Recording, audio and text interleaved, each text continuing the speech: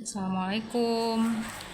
Jadi sesuai rencana aku buat konten kesehatan, kita mau bahas tentang KB. KB itu singkatan dari keluarga berencana. Nah, jadi untuk KB ini secara garis besar KB ini ada dua macam, teman-teman. Ada yang hormonal dan ada yang non hormonal. Nah, untuk kita ketahui bersama bahwa semua metode KB yang sifatnya hormonal itu bisa menimbulkan efek samping seperti misalnya kenaikan berat badan, kemudian perubahan siklus haid, kemudian juga flek hitam di wajah. Nah, itu semua bisa terjadi pada jenis KB yang hormonal. Nah, ya namanya juga hormonal ya kan, berarti kan ada hormon yang dimasukkan ke dalam tubuh kita.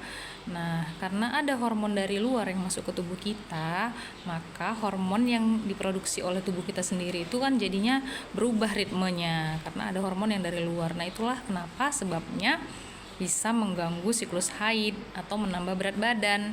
Ya, di situ juga ada mempengaruhi ke pola makan ya kan. Terus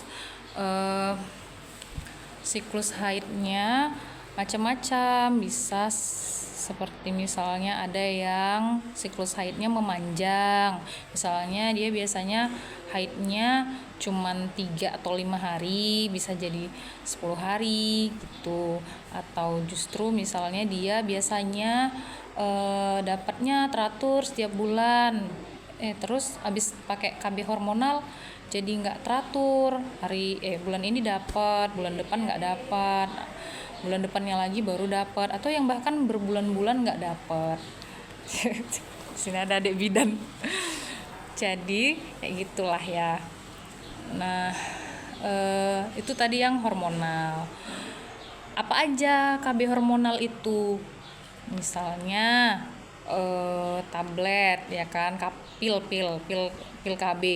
Pil KB itu macam-macam. Ada yang isinya single hormon ya kan, ada yang dia kombinasi ya, yang single biasanya progesteron, atau dia kombinasi estrogen progesteron. Ada yang diminumnya setiap hari ya kan. Kemudian yang hormonal lagi seperti suntik KB yang sebulan, yang 3 bulan, sama itu semuanya hormonal, sama efek sampingnya juga bisa mengganggu siklus haid, bisa menaikkan berat badan. Kemudian ada yang suntik 3 bulan, nggak apa-apa loh di sini ya kan. Terus apalagi yang hormonal, implan itu yang dimasukkan di lengan sini. Nah, jadi kalau misalnya kayak implan itu kan dia slow release ya, makanya dia bisa bertahan sampai bertahun-tahun, bisa 3 sampai 5 tahun tergantung berapa yang dimasukkan.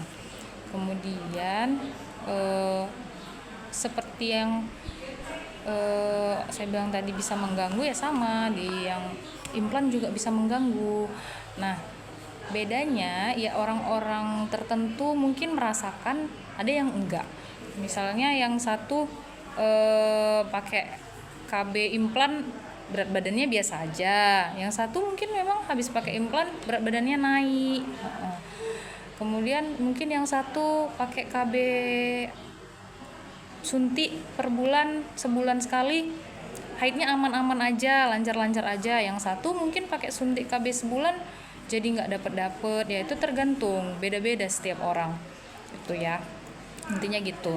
Terus kalau yang non hormonal misalnya apa? Misalnya IUD itu singkatan dari intrauterine device. Jadi metode KB yang dimasukkan benda asing gitu ya, kita bilang benda asing lah, ke dalam rahim ya, itu ada tembaganya, jadi dimasukin ke dalam rahim kita perempuan. Nah, di situ nanti bisa bertahan 5 tahun sampai 10 tahun juga bisa. Nah, itu biasanya cenderung lebih aman ya, karena nggak ada efek samping kayak gitu, dia nggak mempengaruhi hormon. Ya udah, paling haid insyaallah haidnya biasa aja seperti biasanya. Kemudian juga nggak ada mempengaruhi ke berat badan ya, nggak ada lah ngaruh-ngaruh ke hormon gitu, karena dia bukan hormon, dia benda asing yang dimasukkan ke dalam rahim. Gunanya untuk apa? Untuk menghambat sperma membuahi sel telur, karena ada benda asing di situ, jadi dia nggak bisa membuahi lah, nggak bisa lanjut gitu kan. Kemudian sekarang masuk ke yang mana sih sebenarnya yang terbaik gitu ya. Kalau misalnya ditanya yang terbaik ya, semua metode KB itu tujuannya untuk menghalangi pembuahan, supaya tidak terjadi pembuahan ya kan, supaya nggak hamil.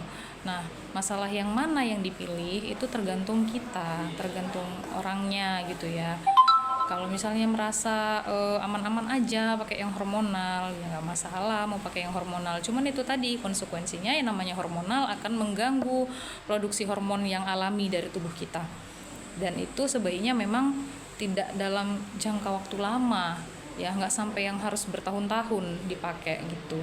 Tapi kalau misalnya yang non hormonal kayak apa tadi, IUD gitu ya, nah itu nggak apa-apa ya, memang dipasang di situ untuk jangka panjang. Jadi yang punya rencana menjarangkan kehamilan, misalnya belum mau punya anak, atau yang habis SC, habis melahirkan sesar ya, biasanya langsung dipasang itu supaya menghindari kehamilan terjadi sebelum waktunya ya. Apalagi yang sesar kan nggak boleh dekat sekali jaraknya, minimal 2 tahun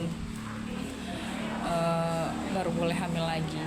Nah, jadi memang sebaiknya ya yang non hormonal, tapi tergantung kita masing-masing. Nah, kendalanya lagi ini pasiennya tuh sering takut ya kan, kalau pakai yang non hormonal dimasukkan ke rahim itu nggak apa-apa gitu ya. Nggak apa-apa, sejauh ini tidak ada penelitian yang menunjukkan bahwa itu berbahaya ya, nggak apa-apa. Jadi ya nggak usah takut kalau misalnya pakai itu nanti dia lari kemana-mana gitu ya kan. Lari kemana Bu? Anaknya aja di situ nggak apa-apa Bu, di rahim. Jadi nggak apa-apa ya, nggak lari kemana-mana dia kan. Nanti kita bisa kontrol ya. Kalau misalnya udah pasang IUD itu, nanti misalnya habis pemasangan 1 bulan kemudian datang untuk lihat, untuk USG ininya ada di tempat atau gimana ya, masih di tempat yang baik atau gimana. Dan biasanya kalau misalnya terjadi perubahan posisi sama IUD-nya ya, biasanya tuh ada muncul keluhannya, misalnya jadi kayak habis berhubungan ngeflag gitu, atau nyeri gitu ya tuh. Nah yaudah konsultasi ke dokter.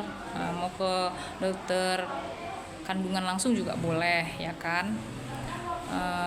Gitu ya, jadi nggak usah takut. Dalam pemasangan sakit nggak Dok? Ya namanya juga kita memasukkan benda asing ya kan, pasti nggak nyaman lah.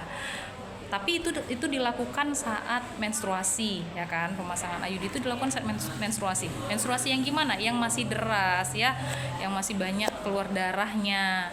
Jadi hari pertama, hari kedua, hari ketiga kalau masih deras juga masih bisa ya. Karena apa? Karena di situ mulut rahim kan lagi lunak, jadi masukinnya gampang. Nah mungkin nggak nyamannya saat masukin ini aja, cocor bebek untuk ngebuka liang vagina, di situ aja yang agak nggak nyaman.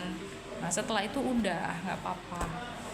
Terus kita lanjut lagi ya, yang non hormonal misalnya kondom gitu. Kalau misalnya nggak mau yang perempuan, yang KB, yang laki-laki ya boleh, yang laki-laki pakai kondom.